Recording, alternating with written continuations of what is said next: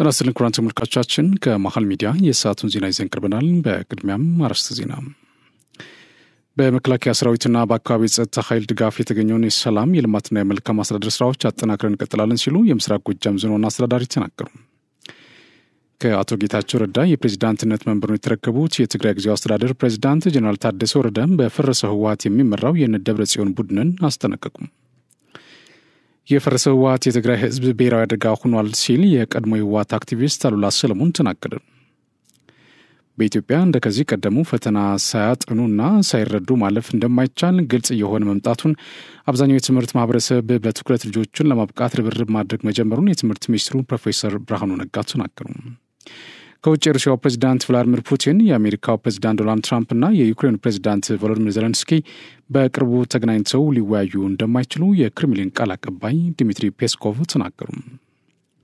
ኩራን ተመልካቾቻችን ከመሃል ሚዲያ እነዚህና ሌሎችንም ዜናዎች ይዘን ቀርበናል። ካፍታ በኋላ እንመለሳለን። ዩቲዩብ ቻናሉን ሰብስክራይብ እንዲሁም ይዘቱን ላይክና ሼር በማድረግ የመሃል ሚዲያ ቤተሰብ እንድትሆኑ በአክብሮት እንጋብዛለን። አብራችን ሁኑ። ጤና ይስጥልን ውድ የመሃል ሚዲያ ወዳጅና ቤተሰቦች፣ በአገር ፍቅር ለተገነባው መሃል ሚዲያችን ጉልበትና ጥንካሬ የሆነው ዘንድ ወደፊት ለምናደርገው የስኬት ጉዞ አንዱ መንገድ እየተሸለምን የምንደግፍበት ልዩ የዕጣ ፕሮግራም ነው። በዚህ ዕጣ ለየት ያለ ምርጥና ዘመናዊ ላፕቶፕ ተዘጋጅቷል። ዋው! ዕጣውን በፍቅር በመግዛት አንድም መሃልን ይደግፉ፣ አንድም የቤተሰቡ ማስታወሻ ባለድል ይሁኑ። በአንድ ድንጋይ ሁለት ወፍ። ለርሶ ለወዳጅ ዘመዶ ምርጥ ቤተሰባዊ ስጦታ እንግዲያውስ ይፍጠኑ፣ እንዳያመልጦ ለአጭር ጊዜ ብቻ የሚቆይ። ለሀገራችን ሰላም፣ እድገት፣ ብልጽግና የድርሻውን እየተወጣ ላለ ሚዲያችን ምልክቱን ያኑ፣ እንዲሁም ታሪካዊ ዕድለኛ ሆኖ ይሸለሙ። ዕጣውን $20 ወይም በ2000 ብር ብቻ ይግዙ። መልካም ዕድል! ሁሌም ለምታደርጉት ሁለንተናዊ ድጋፍና ትብብር ከልብ እናመሰግናለን። ሰላም፣ እድገት፣ ብልጽግና ለሀገራችን እምዬ ኢትዮጵያ ለዘላለም ትኑር።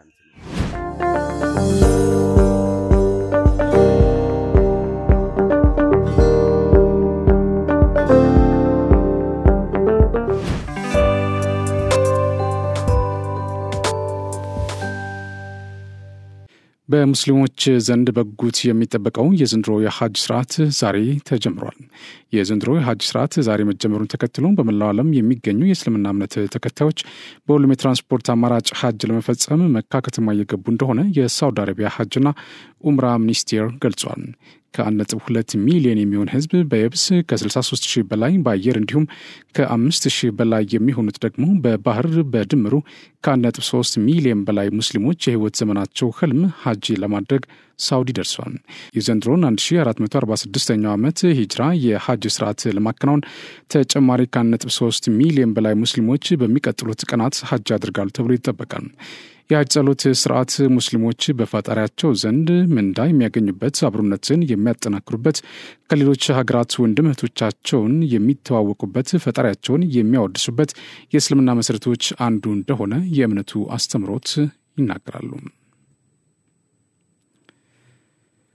በኢትዮጵያ እንደከዚህ ቀደሙ ፈተና ሳያጠኑና ሳይረዱ ማለፍ እንደማይቻል ግልጽ የሆነ በመምጣቱ አብዛኛው የትምህርት ማህበረሰብ በትኩረት ልጆቹን ለማብቃት ርብርብ ማድረግ መጀመሩን የትምህርት ሚኒስትሩ ፕሮፌሰር ብርሃኑ ነጋ ተናገሩ።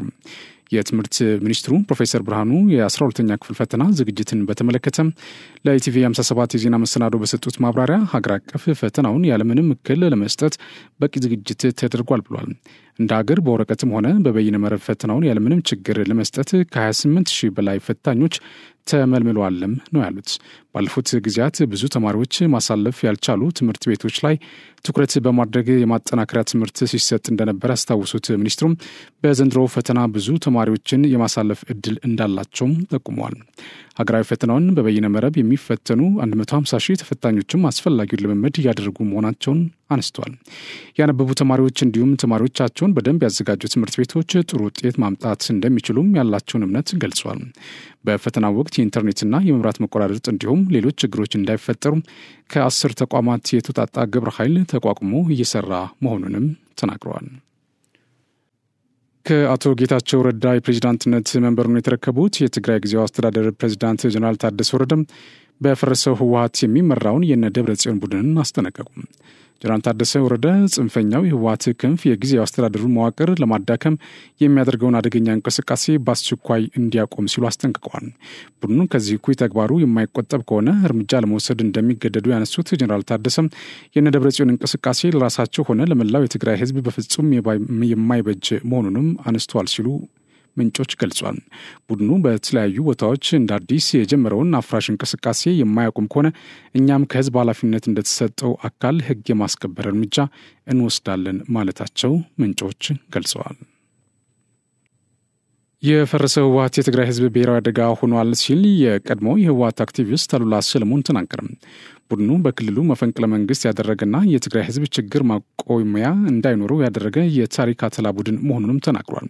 በዚህ ቡድን ምክንያት ህዝቡ ከባድ ውጥንቅጥ ውስጥ ገብቷል ያለው አክቲቪስት አሉላ የትራንስፖርት አገልግሎት ላይ ከፍተኛ ዋጋ ጭማሪ የተደረገና ኑሮም ብርቱ ሰልፍ እንዲሆንበት ተደርጓል ብሏል። አክቲቪስቱ ካሁን ቀደም ጦርነት ባህላችን ነው በሚል የትግራይ ህዝብን ወደ ጦርነት እንዲገባ ከፍተኛ ቅስቀሳ ሲያደርግ የነበረና በጦርነቱ ለወደመው የሰውም ሆነ የንብረት ውድመት ተጠያቂ እንደሆነ ጉዳዩን ሲከታተሉ የነበሩ ሲናገሩ ይሰማል። የሆነ ሆኖ አሁን ላይ ቀድሞው ተግባሩ ትክክል አለመሆኑን በመረዳት ይመስል የፈረሰውን ህወሓት ሴራና ክፋት ከቅርብ ጊዜ ወዲህ እያጋለጠን እንደሆነ የሚሰጣቸው ቃለ መልሶች ያመላክታሉ። አክቲቪስቱ የሰጠውን ሐሳብ ተከታትለን እንመለስ። የትግራይ ህዝብ ብሔራዊ አደጋ ሆኗል። አሁን ህወሓቶች በተለይ የደብረጽዮን ፍንካች ማለት ነው። እነዚህ ሰዎች እየፈጠሩት ያለ አደጋ እና በተለይ አሁን ትግራይ የገባችበት ውጥንቅጥ ህዝቡ በጣም ተሸብሯል። መቀለ ዛሬ ሰዎች ሲናገሩ ነበር ከአብይ ዓዲ መቀለ ትራንስፖርት 400 ብር ገብቷል በአንድ ጊዜ ማለት 15 ብር ይከፈልበት የነበረ የከተማ እንትን 50 ብር ገብቷል። ነዳጅ እንትን እየተደረገ ነው። በቃ በጊዜ የለም በጥድፊያ እየተወሰደ ነው ወደ አንድ ቦታ እየተከማቸ ነው። እነዚህ ነገሮች ባንኮች ከብር እየተራቆቱ ነው፣ ብራቸው እየተራቆተ ነው። በዚህ ህግ ማስከበር በሚባል የተጨማለቀ ተግባር ህዝብ በየወረዳው በየቀበሌው ወርደው ማህተም እየለቀሙ ነው ያሉት። በጊዜያዊ አስተዳደሩ የተሾሙ ሰዎችን እየለቀሙ እያሰሩ ነው ያሉት፣ እያሳደዱ ነው ያሉት። አደጋ ሆኗል ነው ባይነኝ እኔ። አሁን ይሄ መፍትሄ አካል እንዲሆኑ እንደ አንድ የትግራይ አቅም ሳይሆን ቲፒኤልኤፍ አሁን ያሉት በተለይ የደብረጽዮን አንጃ ፍንካች ወደ ትግራይ ህዝብ አደጋነት ነው እንትን እያሉ ያሉት። ባህላዊ የግጭት አፈታት ዘዴዎች ማህበራዊ አንድነትን በማስጠበቅ የፍትህ ተደራሽነትን በማረጋገጥና ዘላቂ ሰላም ግንባታ ያላቸው ሚና ከፍተኛ መሆኑን የፍትህ ሚኒስቴር አስታወቀም። የፍትህ ሚኒስቴር እና የሰላም ሚኒስቴር ከደህንነት ጥናቶች ኢንስቲትዩት ጋር በመተባበር ሀገር በቀል ባህላዊ ፍትህን ለዳኝነትና የግጭት አፈታት ላይ ያተኮረ የሁለት ቀናት ስልጠና ለፌዴራል ከሁሉም ክልሎችና ከከተማ አስተዳደሮች ለተውጣጡ የሰላምና የጸጥታ ቢሮ አመራሮችና ባለሙያዎች እንዲሁም አቃቢያን ህጎች፣ ዳኞችና የህግ ባለሙያዎች እየተሰጠ ነው። በስልጠናው መክፈቻ ንግግር ያደረጉት የፍትህ ሚኒስትር ዴኤታ ኤርሚያስ የማነ ብርሃን እንዳሉት ኢትዮጵያ ለረጅም ዓመታት የቆየና የዳበረ ባህላዊ ግጭት አፈታት ስርዓት ባለቤት ናት ብለዋል። በተለያዩ አካባቢዎች የሚከሰቱ አለመግባባቶችን ለመፍታት የሚረዱ ባህላዊ የግጭት አፈታት ዘዴዎች በመጠቀም ማህበራዊ አንድነትን በማስጠበቅ የፍትህ ተደራሽነትን በማረጋገጥና አብሮነትን በማጠናከር የጎላ ሚና እንደሚያበረክቱም ጠቅሷል። በዘርፉ የተገኘውን ውጤት በመገንዘብ መደበኛውን የፍትህ ስርዓት ሳይተኩም ማጎልበትና ማበረታታት እንደሚገባም ተናግሯል። ስልጠናው አቃቢያን ህጎች፣ ዳኞችና የህግ ባለሙያዎች በባህላዊ ፍትህ መርሆች ዙሪያ ያላቸውን ግንዛቤ ለማሳደግና ከመደበኛው የፍትህ ስርዓት ጋር ተደጋግፎ የሚሄዱበት ሁኔታዎች ላይ በመወያየት የጋራ መግባባት ላይ ለመድረስ እድል የሚፈጥር ነው ብሏል። የሰላም ሚኒስትር ዴኤታ ዶክተር ኬረድን ተዘራ በኩላቸው እንዳሉት ባህላዊ የግጭት አፈታትን ለሰላም ግንባታና ለዘላቂ ልማት የሚያበረክቱትን አስተዋጽኦ ለማጎልበት እየተሰራ ነው ብለዋል። ከ18 ዓመት በላይ የቆዩ ህጎችን ማሻሻልን የኢትዮጵያን አካባቢ ጥበቃ ባለስልጣን አስታወቀም። የደረቅ ቆሻሻ አያያዝን የአካባቢና ማህበራዊ ተጽዕኖ ግምገማ አዋጅ መሻሻሉን ገልጿል። የህግ ክፍተቶች በነበረባቸው ቦታዎች የግንዛቤ ማስጨበጫ ስራዎች እንዲሁም ብክለትን የመቀነስ ስራዎች መሰራቱንም ባለስልጣኑ አስታውቋል። ባለስልጣኑ መስሪያ ቤቱ የዓለም አካባቢ ቀንን ለማክበር መዘጋጀቱንም ገልጿል። ዕለቱ በዓለም ደረጃ ለ52ኛ ጊዜ በኢትዮጵያ ደግሞ ለ32ኛ ጊዜ የሚከበር መሆኑን የባለስልጣኑ ዋና ዳይሬክተር ኢንጂነር ሊሊሴ ኔማ ገልጸዋል። ዋና ዳይሬክተሯ እንደገለጹት የፕላስቲክ ብክለትን፣ የአየር፣ የውሃ፣ የአፈርና የድምፅ ብክለትን እንዲሁም በአካባቢና በማህበራዊ ጉዳዮች ላይ የሚኖረውን ተጽዕኖ ግምገማ ተደርጓል። በዚህም የነበሩ የህግ ክፍተቶችን በማየት ከ18 ዓመት በላይ የቆዩ ህጎች መሻሻላቸውን አስታውቋል። ሐሙስ ግንቦት 28 ጽዱ ኢትዮጵያ በሚል መሪ ቃል የዓለም የአካባቢ ቀን ይከበራል። የብር ሸለቆ መሰረታዊ ውትድርና ማሰልጠኛ ትምህርት ቤት ከዞንና ከወረዳ አመራሮች እንዲሁም ከተለያዩ አጎራባች ቀበሌዎች ከተውጣጡ የሃይማኖት አባቶችና የሀገር ሽማግሌዎች ጋር ስለ አካባቢው የሰላም ሁኔታ መከሩ። በውይይቱ ላይ የተገኙት የብር ሸለቆ መሰረታዊ ውትድርና ማሰልጠኛ ትምህርት ቤት ዋና አዛዥ ኮሎኔል መኮንን መንግስቴ ለአማራ ሕዝብ እታገላለሁ በሚል ነፍጥ አንግበው እየተንቀሳቀሱ ያሉት ጽንፈኞች የአካባቢውን ሰላምና ጸጥታ ከማደፍረስና ከማናጋትም አልፈው ዘርፈ ብዙ ችግሮችን በማህበረሰቡ ላይ እያደረሱ እንደሚገኙ ገልጿል። እነዚህ የታጠቁ ኃይሎች በሚንቀሳቀሱበት ቀጠና ሁሉ የትምህርት አገልግሎት እንዲቋረጥ፣ ትምህርት ቤቶችን ማውደም፣ መምህራኖችን ማገት ብሎም መግደል፣ የጤና ተቋማትን ማፍረስ፣ አርሶ አደሩ በሰዓቱ መሬቱን አርሶና አለስልሶ በወቅቱ ዘሩን እንዳይዘራ ማስተጓጉልና በአካባቢው የተጀመረውን የመሰረተ ልማት ስራ ማደናቀፍ ዓላማው አድርጎ እየተንቀሳቀሰ መሆኑን ተናግሯል። እናም የሃይማኖት አባቶችና የሀገር ሽማግሌዎች ልትመክሯቸው ይገባልን ብሏል። የምዕራብ ጎጃም ዞን ሰላምና ደህንነት ዘርፍ ኃላፊ አቶ ሙልጌታ አንተነህ ሰላም ለአንድ ሀገር መሰረተ ልማት ለማህበራዊና ለኢኮኖሚያዊ እንዲሁም ለፖለቲካዊ እድገት አንቀሳቃሽ ሞተር ነውና ሁላችንም ለሰላም ዘብ ልንቆም ይገባል ሲሉ ተናግረዋል። በሌላ ዜና በመከላከያ ሰራዊትና በአካባቢ የጸጥታ ኃይሎች ድጋፍ የተገኘውን የሰላም የልማትና የመልካም አስተዳደር ስራዎች አጠናክረን እንቀጥላለን ሲሉ የምስራቅ ጎጃም ዞን ዋና አስተዳዳሪ ተናገሩ። የዞኑ አስተዳዳሪ አቶ ኑርልኝ ብርሃኑ በዞኑ ጽንፈኛው የሰላም ችግር ከፈጠረ ጀምሮ በዚህ ምክንያት የተጓደሉ የልማት ስራዎችን ወደ ነበሩበት ለመመለስ ህዝቡ በሰላም ወጥቶ እንዲገባ ለማድረግ በዋነኝነት ሰራዊቱ መስዋዕትነት በመክፈል ወሳኝ ግዳጆችን ፈጽሟል። ታጣቂ ቡድኑም እያደረሰ ያለውን ችግር ለህዝቡ የማሳወቅ ስራ መስራት መቻሉን ገልጿል። በዞኑ የተገኘው አንጻራዊ ሰላም የማስፋትና የማስቀጠል ህዝቡም የሰላም ባለቤት እንዲሆን ስራ በመስራቱ ሁሉም የህብረተሰብ ክፍል ጽንፈኛውን ያደረሰውን መጥፎ እንቅስቃሴና የዘረፋ ተግባር ተረድቷል። ህዝቡ በጽንፈኛው ምክንያት ያጣውንና መልማት ያለበትን ሁኔታ የገጠመውን ችግር በአግባቡ አውቆታል ያሉት አሁን ላይ በመከላከያ ሰራዊታችንና በአካባቢ የጸጥታ ኃይል ድጋፍ የተገኘውን ሰላም ህብረተሰቡም በእጁ አስገብቶ ወደ ልማት ሊቀይር የሚችልበትን እድል በመፍጠርና እንዲፈጠር የህዝብ ግንኙነትና የመልካም አስተዳደር ስራዎች ተጠናክረው መቀጠላቸውን ተናግሯል። በዋነኝነት የመኸር እርሻና የሰብል እንቅስቃሴ ምቹ ሁኔታ የመፍጠር እንቅስቃሴ እንደተጠበቀ ሆኖም ግብዓት በስፋት ወደ አርሶ አደሮች እንዲገባ የመንገድ ደህንነት ስራዎች ተሰርቷል። የጤናና የትምህርት ስራዎችን የመንግስት ሰራተኛው ተረጋግቶ ስራ እየሰራ ይገኛል። ለዚህም ለመከላከያ ሰራዊት ትልቅ ክብርና ምስጋና አለን ብሏል። በማወቅም ሆነ ባለማወቅ ወደ ጫካ የገባው ጽንፈኛው ጊዜው ሳይረፍድ አሁንም የሰላምን አማራጭ ተቀብሎ ለመከላከያ ሰራዊትና ለጸጥታ ኃይሉ እጁን እንዲሰጥና ወደ ቀየው እንዲመለስ ጥሪ አቅርበዋል።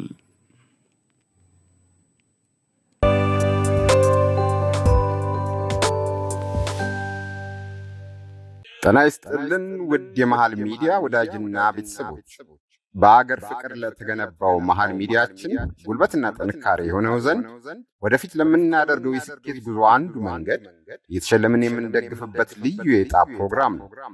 በዚህ ዕጣ ለየት ያለ ምርጥና ዘመናዊ ላፕቶፕ ተዘጋጅቷል። ዋው! ዕጣውን በፍቅር በመግዛት አንድም መሃልን ይደግፉ፣ አንድም የቤተሰቡ ማስታወሻ ባለድል ይሁኑ። በአንድ ድንጋይ ሁለት ወፍ። ለርሶ ለወዳጅ ዘመዶ ምርጥ ቤተሰባዊ ስጦታ እንግዲያውስ ይፍጠኑ፣ እንዳያመልጦ ለአጭር ጊዜ ብቻ የሚቆይ። ለሀገራችን ሰላም እድገት ብልጽግና የድርሻውን እየተወጣ ላለ ሚዲያችን ምልክቱን ያኑሩ። እንዲሁም ታሪካዊ ዕድለኛ ሆነው ይሸለሙ። ዕጣውን $20 ወይም $2000 ብቻ ይግዙ። መልካም ዕድል! ሁሌም ለምታደርጉት ሁለንተናዊ ድጋፍና ትብብር ከልብ እናመሰግናለን። ሰላም እድገት ብልጽግና ለሀገራችን እምዬ ኢትዮጵያ ለዘላለም ትኑር።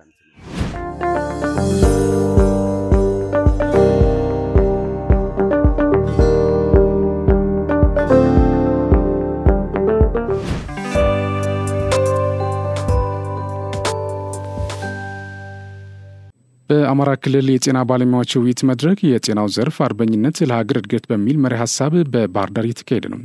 የክልሉ ምክትል ርዕሰ መስተዳድር ዶክተር አብዱ ሁሴን በዚህ ወቅት እንዳሉት በክልሉ የጤና ስርዓት ለማሻሻል በዘርፉ በርካታ ተግባራት እየተከናወኑ ይገኛል። የጤናው ዘርፍ ለማህበራዊ ኢኮኖሚያዊና ፖለቲካዊ ቀጣይ እድገት ታሳቢ ተደርጎ እየተከናወነ ሲሆን ለዚህም አገልግሎት አሰጣጡን ለማዘመን በርካታ መዋዕለ ንዋይ እየፈሰሰ ነው ብሏል። በተለይም የሕክምና ተቋማትን በፍትሃዊነት ተደራሽ ከማድረግ ባሻገር የሕክምና መሳሪያዎች መስፈርቶችን በማሟላት ረገድ መንግስት ሰፊ ጥረት ያደረገ እንደሚገኝ አነስተዋል።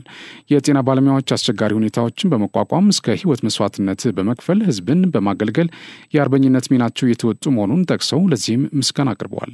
የጤና ባለሙያዎች የሚያነሷቸው ጥያቄዎች አቅምን መሰረት በማድረግ በጊዜ ሂደት የሚፈቱ መሆናቸውን አንስተው ባለሙያዎቹ በገቡት ቃል መሐላ መሰረት ሙያዊ ስነ ምግባር ተላብሰው መስራት እንደሚገባቸው አብራርተዋል። የክልሉ ጤና ቢሮ ኃላፊ አቶ አብዱል ከሪም መንግስቱ በበኩላቸው በክልሉ ለችግሮች የማይበገር የጤና ስርዓትን ለመገንባት ጥረት ይደረገ ነው ብሏል።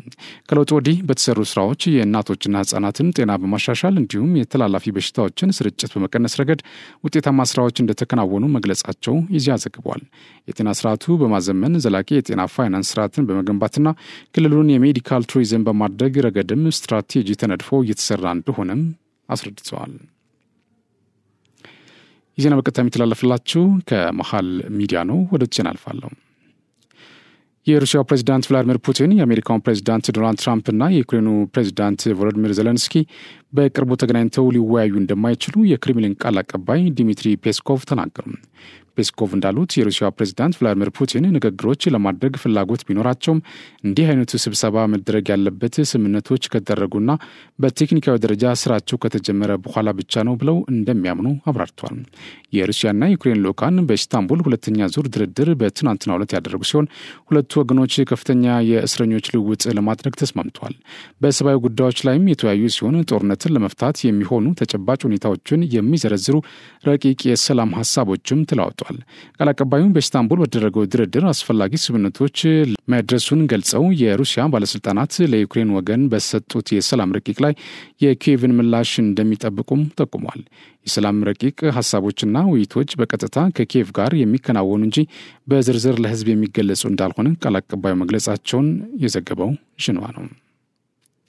ክቡራን ተመልካቾቻችን ከመሃል ሚዲያ ለሰዓቱ ያዝናቸው ዜናዎች እነዚህ ናቸው። ስለተከታተላችሁ እናመሰግናለን። ከሬዲዮች ይቀጥላሉ። በእኔ በኩል ጨርሻለሁ።